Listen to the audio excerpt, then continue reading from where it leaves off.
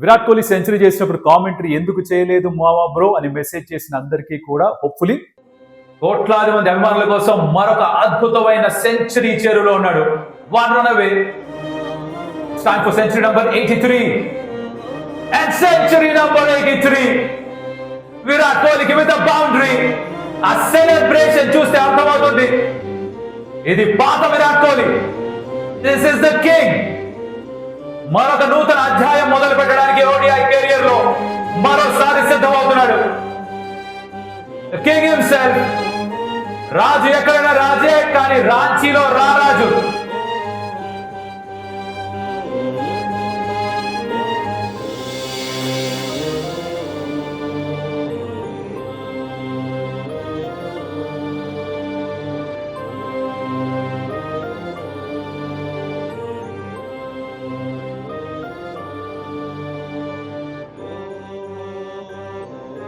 Century number 83 for Virat Kohli. ఈ piece of commentary నేను match చూస్తున్నప్పుడే రికార్డ్ చేసుకున్నాను. ఒకవేళ అవసరం వస్తే ఇలా మీ ముందుకు తీసుకొద్దామని. I hope you enjoyed it. అయితే ఈ first ODI between India and South Africa is story of RoKo రాకు. వాళ్ళని రాకు అనట్లేదు, ఈ నలుగురే చాలా బాగా పర్ఫామ్ చేశారు మిగతా అందరితో పోలిస్తే. It's Rohit Sharma, Virat Kohli, Rahul and Kuldeep Yadav, first supported by Harshdeep Singh. వీళ్ళ గురించి మాట్లాడుతూ 3 వికెట్లు మన హర్షిత్ రాణా కూడా తీసుకున్నాడు. Will talk about all of that. But ఎందుకు ఇది పర్ఫెక్ట్ విన్ కాదు ఇండియాకి, దాని గురించి కూడా మాట్లాడాలి. ముఖ్యంగా ఎక్కువ ఆలస్యం చేయకుండా లెట్స్ గెట్ స్టార్టెడ్.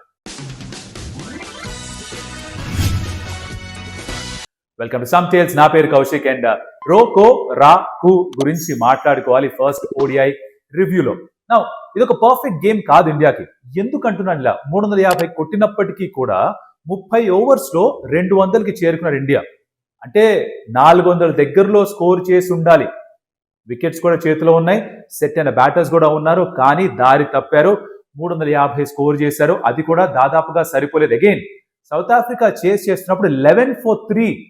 అక్కడి నుంచి వాళ్ళు వచ్చినంత దూరం వచ్చి ఉండకూడదు. 130 for 5. అక్కడి నుంచి కూడా ఇంత దూరం వచ్చి ఉండకూడదు. దాదాపు గెలిచినంత పని చేశారు వాళ్ళు. కాబిన్ బాష్, మార్క్ విలియమ్సన్ వీళ్ళందరూ కూడా దడ పుట్టించారు కాస్త ఇండియన్ టీమ్ కి. ఇన్ఎక్స్పీరియన్స్ ఉంది ఇండియన్ బౌలింగ్ లైనప్ లో, అది కొట్టొచ్చినట్టు కనిపించింది. బట్ అగైన్ డీటెయిల్ గా మాట్లాడుకుందాం. బిఫోర్ వి డూ దాట్, ఎక్కడైనా వీడియో నచ్చితే ఏం చేయాలి మీరు?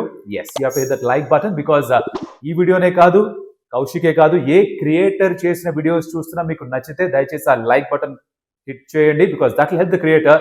ఎక్కువ మందికి యూట్యూబ్ ఆటోమేటిక్ గా వీడియో చూపిస్తుంది, అది హెల్ప్ అవుతుంది క్రియేటర్ కి. Please do that for me and everybody else also.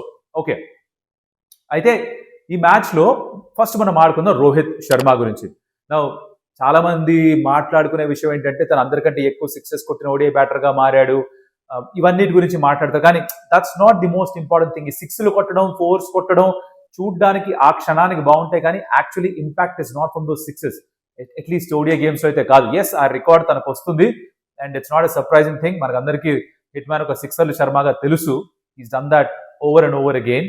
So ఆ రికార్డ్ ఉన్నప్పటికీ కూడా I think watts more important is తను ఆడిన విధానం చాలా బాగుండింది. అంటే గతంలో 2023 వరల్డ్ కప్ దాకా కూడా రోహిత్ శర్మ నేను ప్రతి బాల్ కొట్టేస్తాను, టీం కోసం ఆడతాను, ఒక మంచి సదుద్దేశంతో ఆడాడు.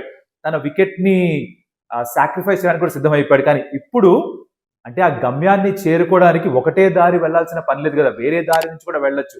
ఇంకొక మార్గాన్ని సృష్టించుకుంటున్నాడు ఇక్కడ. అది చూడడానికి చాలా బాగుంది. 2 స్లాగ్ స్వీప్స్ ఆడాడు against the off spinner. Very nice to see. చాలా బాగా కంట్రోల్ ఇన్నింగ్స్ ఆడు. ఒక లైఫ్ వచ్చింది at the beginning. Andrew Burger bowling లో టోనీ డిజార్జ్ క్యాచ్ డ్రాప్ చేశాడు. ఈ మధ్య మోస్ట్ ఒక హాఫ్ సెంచరీ స్కోర్ చేశాడు. అవుట్ అయిన బాల్ కూడా ఎక్కువ బౌన్స్ అవ్వలేదు, అది కాస్త కాళ్ళ మీద తగిలి ఎల్బిడబ్ల్యూ అవడం, అలా అవుట్ వెనక్కి వెళ్ళిపోయాడు. కానీ ఆడినంత సేపు ఈ look very assured, very calm and very composed. And ఇలాంటి రోహిత్ శర్మ గనక 30, 40, 50 ఓవర్లు ఆడితే డబుల్ సెంచరీలు కొట్టే సత్తా ఉన్న ప్లేయర్ ఓడిఐస్ లో ఇస్ రోహిత్ శర్మ. మర్చిపోదు, 3 డబుల్ సెంచరీస్ ఉన్నాయి. You can actually get the 4th double century also. ఇదే ఫామ్ కంటిన్యూ అయితే తను 40 ఓవర్లు ఆడగలిగితే, అది నేను రోహిత్ శర్మని చూద్దాం అనుకుంటున్నాను. ఆ రోహిత్ శర్మ తిరిగి మళ్ళీ వస్తే వెనక్కి, that's great for Indian team. Now next రో అయిపోయింది, ఇప్పుడు కో గురించి మాట్లాడదాం. కో గురించి తర్వాత మాట్లాడదామా? లేదులే, మీకు నచ్చదు, ముందే మాట్లాడేద్దాం. So Virat Kohli again century score చేశాడు. 83వ ఇంటర్నేషనల్ సెంచరీ, ఓడిఐస్ లో 52వ సెంచరీ. ఆడిన విధానం అద్భుతంగా ఉంది. కవర్ డ్రైవ్స్ చూసాం, లాఫ్టెడ్ షాట్స్ చూసాం. అన్నీ బాగున్నాయి. కానీ నాకు అన్నిటికంటే ఎక్కువ నచ్చిన అంశం ఏంటి విరాట్ కోహ్లీ ఇన్నింగ్స్లో అంటే ది హంగర్ ఇస్ బ్యాక్. తను పరిగెత్తిన విధానంలో సింగిల్స్, టూస్, ఎలా అయితే రోహిత్ శర్మని కాస్త ఎక్కువ పరిగెత్తించే ప్రయత్నం చేశాడో, తర్వాత రుతురాజ్ గైక్వాడ్ని కూడా ఫోర్స్ చేశాడు, వాషింగ్టన్ సుందర్ని కూడా బెంబెలెత్తిచ్చాడు. తను వాషింగ్టన్ 2 పరుగులు పూర్తయ్యే సమయానికి మనోడు వచ్చేస్తున్నాడు థర్డ్ రన్ కూడా, అంత వేగంగా పరిగెడుతున్నాడు. That showed me that the evergreen Virat Kohli is back. అంటే మనం ఈ కోవిడ్ కి ముందర ఎప్పుడైతే సెంచరీలు సరదాగా కొట్టేవాడో ఆ టైంలో విరాట్ కోహ్లీ ఎలా అయితే పరిగెత్తేవాడో మళ్ళీ ఆ ఆకలి కనిపిస్తుంది. నాట్ జస్ట్ దట్, ఆ సెంచరీ సెలబ్రేషన్ లో కూడా కనిపించింది. గమనించారా మీరు? I'm sure you did. మీరు గమనించుంటే కరెక్ట్ మావా బ్రో, ఒప్పుకుంటాం. మేము చూసాను, ఒక కమెంట్, ఒక లైక్ పడాలి ఈ మ్యాటర్కి. బికాజ్ మొన్నటిదాకా ఆఖరి 2-3 సెంచరీస్, 2 సెంచరీస్ చూస్తే కనుక పర్త్ లో కూడా తను, పర్తేనా కాదు తను ఆఖరిగా స్కోర్ చేసిన test century was it, let me the comments, మర్చిపోయాను, పర్తే అనుకుంటాను. అయితే అక్కడ పెద్దగా సెలబ్రేట్ చేసుకోలేదు కదా, మామూలుగా ఇలా చేతిలా. That's not the Virat Kohli we know. సెంచరీ కొట్టి అలా గాల్లోకి జంప్ చేసి ఆ అగ్రెసివ్ సెలబ్రేషన్ ఇవి చూసినప్పుడే అస్సలు సిస్సలైన విరాట్ కోహ్లీ ఇంకా ఆడుతున్నట్టు మనకు కూడా తెలిసేది.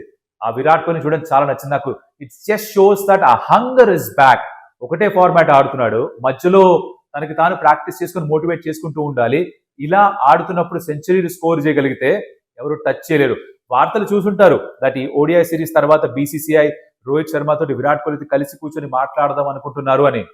వాళ్ళు ఏం మాట్లాడదాం అనుకుంటున్నారో నాకు తెలియదు, కానీ ఇలా ఆడుతూ ఉంటే మాట్లాడాల్సిన పని లేదు, వదిలేయాలి వీళ్ళని. 2027 ఓడిఐ వరల్డ్ కప్ దాకా వదిలేయాలి. ఇంత బాగా ఆడుతున్నప్పుడు, ఇంత ఫిట్ గా ఉన్నప్పుడు ఇద్దరు వదిలేయాలి, టచ్ చేయకూడదు. I don't know what BCCI is thinking, but ఇది Ro and co. Both look fabulous, both look fantastic. ఇదే కంటిన్యూ అవ్వాలి సిరీస్ లో అని కోరుకుందాం. నెక్స్ట్ కెప్టెన్ గా ఉన్న ఈ సిరీస్ లో కేఎల్ రాహుల్ నంబర్ 6 లో వచ్చాడు. I think it's 1 spot too low for him. ఈ లెఫ్ట్ రైట్ వ్యామోహం ఏదైతే ఉందో మన ఇండియన్ టీం మేనేజ్మెంట్ లో, దానివల్ల కేఎల్ రాహుల్ నంబర్ 6 రావాల్సి వచ్చింది. నంబర్ 5 లో వాషింగ్టన్ సుందర్ పంపించారు. ఇన్ఫాక్ట్ 30 ఓవర్లు 200 వచ్చిందని చెప్పారు చూడు. దాని తర్వాత స్లో డౌన్ అయిపోయిందంటే ఒక కారణం రుతురాజ్ గైక్వాడ్ వచ్చాడు. ఆ రోహిత్ శర్మ అవుట్ అయిన తర్వాత రుతురాజ్ గైక్వాడ్ రావడం, అక్కడ కాస్త స్ట్రైక్ కోహ్లీకి రాలేదు. వాషింగ్టన్ సుందర్ రావడం, తను స్ట్రైక్ రొటేట్ చేయలేకపోయాడు. అక్కడ కూడా విరాట్ కోహ్లీకి స్ట్రైక్ ఎక్కువ కాలేదు. In fact this period of 5-6 overs, దాంట్లో 8-10 బాల్స్ మాత్రమే విరాట్ కి స్ట్రైక్ వచ్చాయి. Was completely at the non striker end. అది కరెక్ట్ విషయం కాదు. ఆ స్ట్రైక్ రొటేట్ చేసే ఎబిలిటీ ఉండాలి. నంబర్ 5 లో కేఎల్ రాహుల్ అద్భుతంగా ఆడుతున్నాడు, కానీ మనకున్న వ్యామోహాలు అలాంటివి కాదు. నంబర్ 8, నంబర్ 9 దాకా బ్యాటింగ్ కావాలంటాం, టెస్ట్ మ్యాచ్ లో ఆల్రౌండర్స్ కావాలంటాం, ఈ లెఫ్ట్ రైట్ బ్యాటింగ్ కాంబినేషన్ తప్పనిసరిగా ఉండాలి అని అంటాం. దాంట్లో కేఎల్ రాహుల్ నంబర్ 6 లో వచ్చాడు. Not his most accustom to place, but అయినా కూడా ఒక హాఫ్ సెంచరీ స్కోర్ చేశాడు. Very important half century, because తను కనుక అది స్కోర్ చేసినకపోతే 325, 330 మాత్రమే స్కోర్ చేసేవాళ్ళు. అది ప్రమాదకరంగా మారుండేది. ఐ థింక్ దిస్ నాక్ was very crucial in that aspect.